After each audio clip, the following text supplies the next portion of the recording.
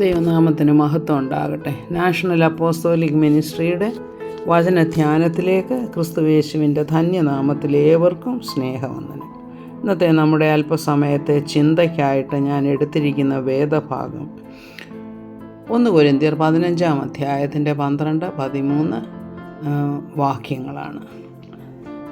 നമുക്ക് ഏവർക്കും അറിയാം, കഴിഞ്ഞ 50 ദിവസം പല സഭകളും നൊയമ്പ് നോക്കുകയായിരുന്നു. അതിൻ്റെ പരിസമാപ്തിയായിട്ട് പാഷൻ വീക്ക്, കഷ്ടാനുഭവ ആഴ്ച, അത് കഴിഞ്ഞിട്ട് കർത്താവിൻ്റെ ക്രൂശീകരണ ദിവസമായ ഒരു ദിവസം ദുഃഖവെള്ളിയാഴ്ചയായിട്ടോ, ഇംഗ്ലീഷിൽ അതിന് ഗുഡ് ഫ്രൈഡേ എന്നാണ് പറയുന്നത്. ഗുഡ് ഫ്രൈഡേ അത് കഴിഞ്ഞ് വീണ്ടും ഇന്നലെ, അതായത് ഏപ്രിൽ 5 ഈ വർഷത്തെ ഉയർപ്പ് ദിനമായിട്ട് ആചരിച്ചു. ലോകമെമ്പാടും ആചരിക്കുന്ന ഒരു കാര്യമാണിത്. എന്നാൽ എല്ലാ സഭകളും പ്രത്യേക ദിവസങ്ങളൊന്നും ആചരിക്കുന്നില്ല. കാരണം നാം ഓരോ ആഴ്ചയും സഭയായി കൂടി വരുമ്പോൾ നാം ഇതൊക്കെ തന്നെയാണ് വിശ്വസിച്ചുകൊണ്ട് കർത്താവിൻ്റെ ക്രൂശീകരണത്തെക്കുറിച്ച് സംസാരിക്കുകയും അതിൽ കൂടെയുള്ള പാപമോചനത്തെയും അതിൽ കൂടെയുള്ള വിശ്വാസത്താലുള്ള രക്ഷയെ നമ്മൾ പ്രസിദ്ധമാക്കുകയും നമ്മൾ ക്രിസ്തീയമായിട്ടുള്ള ആ രീതിയിൽ ജീവിച്ച് പരിശുദ്ധാത്മ നിയന്ത്രണത്തിൽ ജീവിച്ച് പിന്നീട് നമ്മൾ ഇതെല്ലാ ആഴ്ചയും ഇങ്ങനെ സഭയുടെ കൂടിവരവും കർത്തൃമേശയും ഒക്കെ ആയിട്ട് നാം ആചരിക്കുന്നുണ്ട്. എന്നാൽ പലപ്പോഴും നമ്മൾ ചില മീഡിയ ഇങ്ങനെ തുടരെ പറഞ്ഞുകൊണ്ടേയിരിക്കും, ഡിസംബർ 25 കർത്താവ് ജനിച്ചത്, അതിന് തെളിവൊന്നുമില്ല. അതുപോലെ തന്നെ ഉയർപ്പ് ദിനം അങ്ങനെ ഒരു ദിവസം, അത് നമ്മൾ ആചരിക്കുന്ന ദിവസമൊന്നുമല്ല. ശരി, ആ ദിവസമായിരിക്കുകയില്ല. കാരണം ആ ദിവസങ്ങൾ പ്രത്യേകമായിട്ട് നോട്ട് ചെയ്ത് സാധാരണക്കാർക്ക് മനസ്സിലാകത്തക്കവണ്ണം തിരുവെഴുത്തുകളിൽ പറഞ്ഞിട്ടില്ല. കാരണം ഇന്ന ഡേറ്റിലാണ് കർത്താവ് ക്രൂശിക്കപ്പെട്ടതെന്നും ഇന്ന ദിവസമാണ് ഉയർത്തെഴുന്നേറ്റതെന്നും ഉള്ള കാര്യങ്ങൾ അവിടെ പറയുന്നില്ല.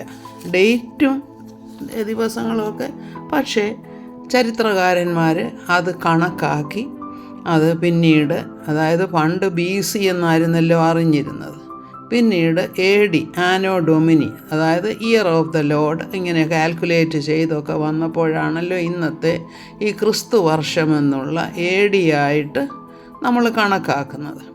അപ്പോൾ അത് യഹൂദന്മാരുടെ സമയത്താണെങ്കിൽ സൂര്യൻ്റെ ദിവസങ്ങൾ അനുസരിച്ചല്ലായിരുന്നു അവർ കണക്കാക്കിയിരുന്നത്. അങ്ങനെ അവർ യഹൂദന്മാർക്ക് ഒരു മാസത്തെ, അതായത് ചന്ദ്രൻ്റെ ഭ്രമണത്തിൻ്റെ അനുസരിച്ച് ഒക്കെയുള്ള കാൽക്കുലേഷൻ അത് സ്വല്പം ഡിഫറൻ്റ് ആയിരുന്നു.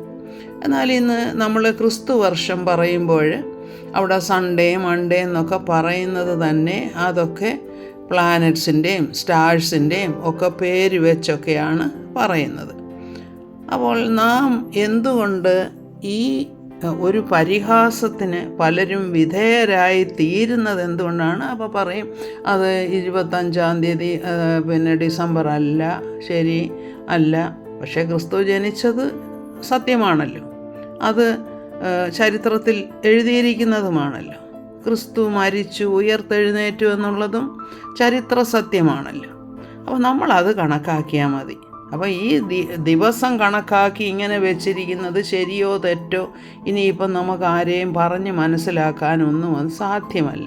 ഇനി ഈസ്റ്റർ എന്ന് പറയുമ്പോൾ തന്നെ വസന്തദേവതയുടെ പേരാണെന്നൊക്കെ പറയും. പക്ഷേ ഇന്ന് ഈസ്റ്റർ എന്ന് പറയുമ്പോൾ മനുഷ്യർ മനസ്സിലാക്കുന്നത് എന്താണ്? ഉയർപ്പെന്ന് തന്നെയാണ് മനസ്സിലാക്കുന്നത്. ആരും വസന്തദേവതയെന്നൊന്നും മനസ്സിലാക്കുകയില്ല. അപ്പം നമ്മൾ എന്താ ചെയ്യേണ്ടതെന്ന് വെച്ചാൽ, ഈ തിരുവെഴുത്തുകളിൻ പ്രകാരമാണ് കർത്താവ് ജീവിച്ച്, അതായത് മനുഷ്യനായി വന്ന് ജീവിച്ച് പരസ്യ ശുശ്രൂഷയൊക്കെ കഴിഞ്ഞ് കർത്താവ് ക്രൂശിക്കപ്പെട്ടത് മനുഷ്യരാശിയുടെ രക്ഷയ്ക്ക് വേണ്ടിയാണ്. പാപമില്ലാതെ മനുഷ്യനെ സൂക്ഷിക്കാൻ വേണ്ടിയുള്ള നിയമങ്ങൾ പണ്ട് കൊടുത്തിരുന്നു. എന്നാൽ അത് സാധ്യമാകാതെ വന്നപ്പോൾ നിയമത്തിന് സാധ്യമാകാത്തത് കൃപയാലേ നമുക്ക് ലഭിക്കാൻ, അതായത് വിശ്വാസത്താൽ, ക്രിസ്തുവിലുള്ള വിശ്വാസത്താൽ നമുക്ക് രക്ഷ ലഭിക്കത്തക്കവണ്ണം കർത്താവ് ക്രൂശിതനായി. അപ്പോൾ ഇന്ന് നമ്മൾ കർത്താവിൻ്റെ ക്രൂശിൽ വിശ്വസിക്കുന്നുവെങ്കിൽ കർത്താവിൻ്റെ മരണ പുനരുത്ഥാനത്തിലാണ് നമ്മൾ വിശ്വസിക്കുന്നത്. ഇന്നും ജീവിക്കുന്ന ഒരു ക്രിസ്തുവിലാണ് നമ്മൾ വിശ്വസിക്കുന്നത്. അല്ലാതെ നമ്മൾ ആ ഡേറ്റിലോ കാര്യങ്ങളിലോ ഒന്നുമല്ല നാം വിശ്വസിക്കുന്നത്. അത് നാം മനസ്സിലാക്കണം. അപ്പോൾ ക്രിസ്തു ഉയർത്തെഴുന്നേറ്റിട്ടില്ല എങ്കിൽ ക്രിസ്തീയമായിട്ടുള്ള സകല പഠിപ്പിക്കലുകളും തെറ്റാണ്. കാരണം ജീവിച്ചിരിക്കുന്ന ഒരു ദൈവത്തിലാണ് നാം വിശ്വസിക്കുന്നതെന്ന് നാം ആദ്യം തന്നെ ഓർക്കണം. അല്ലാതെ മരിച്ച് ബലഹീനനായിട്ട് മരിച്ച് മൺമറഞ്ഞു പോയ ഒരു ദൈവത്തിലല്ല നാം വിശ്വസിക്കുന്നത്. മരിച്ച് ഉയർത്തെഴുന്നേറ്റ ഒരു ദൈവത്തിലാണ് നാം വിശ്വസിക്കുന്നത്. അതായത് ഗ്രേവിന് അവനെ പിടിച്ചടക്കാൻ സാധിച്ചില്ല. അവന് സ്വയമായിട്ട് തന്നെ തന്നെ ഏൽപ്പിച്ചു കൊടുത്തതാണ്. അതുകൊണ്ടാണ് ക്രൂശിൽ കിടന്നുകൊണ്ട് കർത്താവ് പറയുന്നത്, കർത്താവേ എൻ്റെ പ്രാണനെ, പിതാവേ എൻ്റെ പ്രാണനെ അങ്ങയുടെ കയ്യിൽ തരുന്നു എന്ന് പറഞ്ഞുകൊണ്ട് കർത്താവ് അന്ത്യശ്വാസം വലിക്കുകയാണ്. അല്ലാതെ കർത്താവിനെയൊന്നും ആർക്കും കൊല്ലാനൊന്നും പറ്റുകയില്ല. അതായത് കല്ലറയ്ക്ക് കർത്താവിനെ ഒതുക്കാനും പറ്റുകയില്ല. അത് നാം മനസ്സിലാക്കണം. കർത്താവ് കാൽവറിയിൽ യാഗമായി മരിച്ചു, അടക്കപ്പെട്ടു, ഉയർത്തെഴുന്നേറ്റു എന്നുള്ള സത്യം നാം ഘോഷിച്ചുകൊണ്ടേയിരിക്കണം. കർത്താവ് ജീവിക്കുന്നു. കർത്താവ് ഇനിയും വരും. ദൈവനാമത്തിന് മഹത്വം ഉണ്ടാകട്ടെ. സ്തോത്രം. ആമേൻ.